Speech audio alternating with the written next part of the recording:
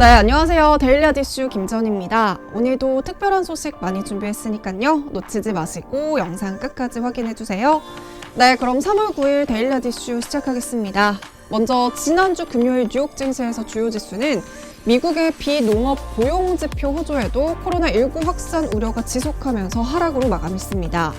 이날의 첫 번째 미 증시 이슈는 바로 미국의 고용지표가 양호하다는 점입니다. 노동부에서는 2월 비농업 부분 신규 고용이 27만 3천 명 증가했다고 발표했는데요. 월스트리트 저널이 집계한 조사치 17만 5천 명 증가를 큰 폭으로 웃돌았습니다. 또한 실업률도 2월에 3.5%로 다시 하락했고요. 시간당 임금은 전년 대비 3.0% 늘어나면서 시장 예상에도 부합했습니다. 하지만 이렇게 강력한 고용 지표에도 불구하고 시장에는 긍정적인 영향을 미치지는 못했습니다. 왜냐하면 바로 두 번째 미 증시 이슈인 코로나19 확진자 증가 때문입니다.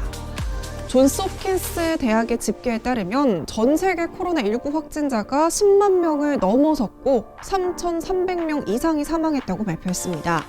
프랑스 등 다른 주요국에서도 확진자가 빠르게 늘어나고 있고요. 미국 내 확진자도 최소 233명에 달하고 있습니다.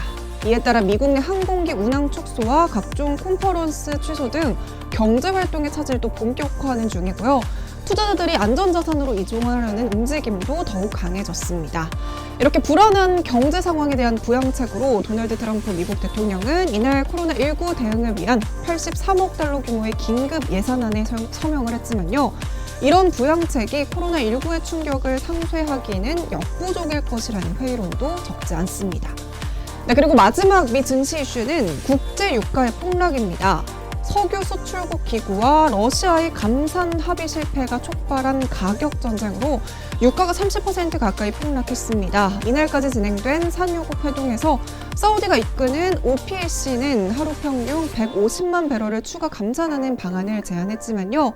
비회원국을 대표하는 러시아가 이에 반대하면서 합의가 불발됐습니다.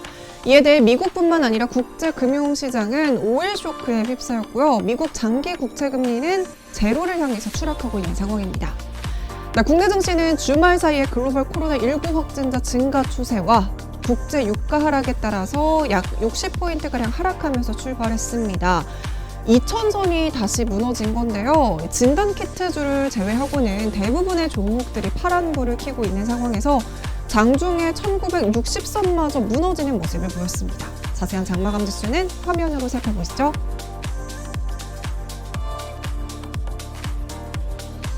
네, 그럼 오늘의 종목 살펴보겠습니다. 과연 어떤 이슈들이 있었을까요? 네, 먼저 첫 번째 이슈는 바로 레버리지와 인버스 ETF 거래량 증가입니다. 국제 유가가 하락하고 코로나19가 장기화되면서 증시 변동성이 커지고 있는데요. 이에 따라 레버리지와 인버스에 투자하는 투자자들이 급격하게 증가하고 있습니다. 주식 놀이터에서 레버리지와 인버스에 대해서 다룬 적이 있었는데요. 다시 한번 간략하게 설명드릴게요. 레버리지 ETF는 2배의 수익률을 보장하는 상품입니다. 예를 들어 코스피가 10% 오른다면 코스피와 연동된 레버리지 ETF로 20%의 수익률을 얻을 수 있습니다. 반면에 인버스 ETF는 하락장에 투자를 하는 상품인데요. 예를 들어 코스피가 10% 하락하면 인버스 ETF 수익률은 10%입니다. 최근 코스피가 계속해서 급락하면서 오늘은 지수 하락에 베팅하는 인버스 상품들이 큰 폭으로 상승을 하고 있는데요. 특히 원유 인버스 레버리지 ET에는 상한 제한폭인 60%까지 폭등을 하기도 했습니다. 또한 삼성 인버스와 신한 인버스 역시 59%까지 급증하는 모습을 보였는데요. 이미 지난달 인버스 상장 지수 펀드에 대한 투자자들의 베팅 규모가 전년보다 2.8배나 급증하면서 인버스로의 자금 유입이 두드러지는 것을 확인할 수 있습니다. 앞으로의 증시 흐름과 인버스 상품에 대해서는 엇갈린 시선이 있습니다. 바로 위험자산 가격이 추가 하락할 수 있다라는 시각과 이미 가격이 급락해서 추가 가격 하락은 제한적이라는 의견인데요. 이 상품에 투자하시는 분들 이 점 유의해서 투자하시길 바라겠습니다. 두 번째 이슈는 레몬입니다. 요즘과 같은 하락장에서 신규 상장한 이후에 두 번이나 큰 폭의 상승세를 보여주고 있는데요. 오늘은 레몬 상한가까지 달성하기도 했습니다. 마스크를 사기 위해서 긴 줄들을 서야 하는 마스크 대란 속에서 이 대란을 막을 나노 필터 기술력이 부각이 되면서 급등세를 보였습니다.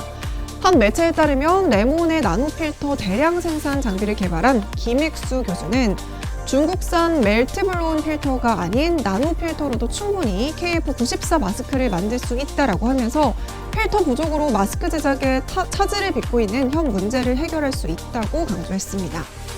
멜트블로운 필터는 MB 필터라고도 부르는데요. 보건용 마스크의 필터로 사용되고 있는 부직포입니다. 이 필터의 공급 부족으로 여러 마스크 업체에서 생산에 차질을 빚기도 했는데요. 레몬의 나노 필터를 사용하면 문제 해결이 가능하다는 의미입니다. 관련 업계에 따르면 기존에 사용하던 MB 필터와 다른 규격의 필터 신규 사용 시 신규 허가가 아니라 변경 허가로 처리해서 필터 일부 성능 시험 등을 면제해준다고 하는데요. 또한 레몬의 나노 필터는 중국 MB 필터보다 성능이 더 우수한 나노 필터로 바이러스 차단이 가능한 것으로 알려지면서 오늘 매수세가 몰린 것으로 풀이되고 있습니다. 네, 이렇게 오늘은 인버스 상품과 레몬 소식으로 데일리하디 이슈 마무리하겠습니다.